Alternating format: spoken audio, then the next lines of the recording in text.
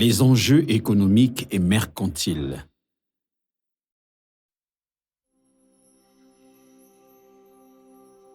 Le principal enjeu économique de la pédagogie entrepreneuriale est de neutraliser le besoin mondial d'une population et y répondre grâce à une multitude de versatilités et de transformations d'usage d'un objet. On assiste ainsi, par exemple en Chine, à la transformation de la molécule chimique H2O en une molécule utilisée dans divers environnements et services, cosmétiques pour les make-up, agro-industriels pour les désinfectants, électronique pour l'ionisation des téléphones portables, culinaire pour les huiles et les aliments, médical pour les vaccins. Une diversité de réponses aux besoins physiologiques qui sont apportés en temps réel, avec la mise en place de logistiques et conditionnements optimaux en marge de coût, elles sont programmées pour atteindre le maximum de population en un temps instantané.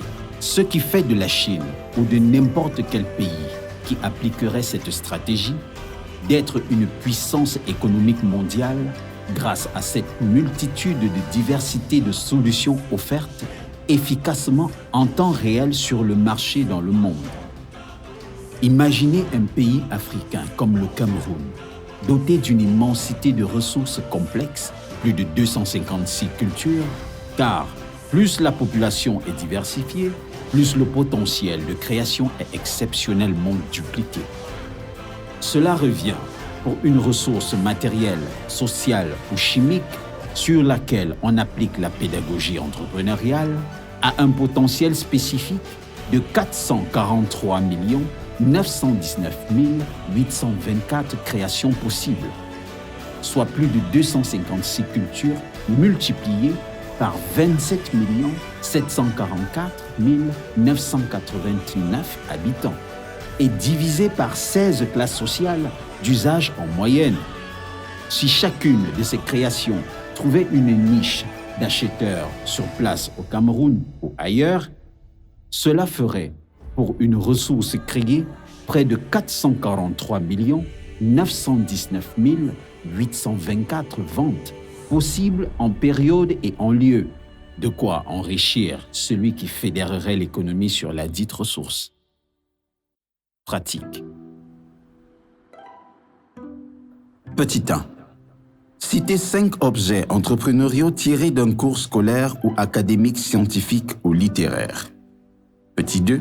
Citez, pour chaque objet entrepreneurial, 5 manières par lesquelles il peut être utilisé à travers le monde ou autour de vous. Quelle partie particulièrement de cet objet entrepreneurial est utilisée? Petit 3. Citez le pourcentage de personnes issues de la population mondiale qui peut avoir besoin de se servir de cette partie de cet objet entrepreneurial. Justifiez ce nombre. Petit 4. Citez pour chacun de ces objets au moins 5 usages qu'on fait dans la société et le modèle économique de création de richesse ou d'argent que génèrent ces objets entrepreneuriaux. Petit 5.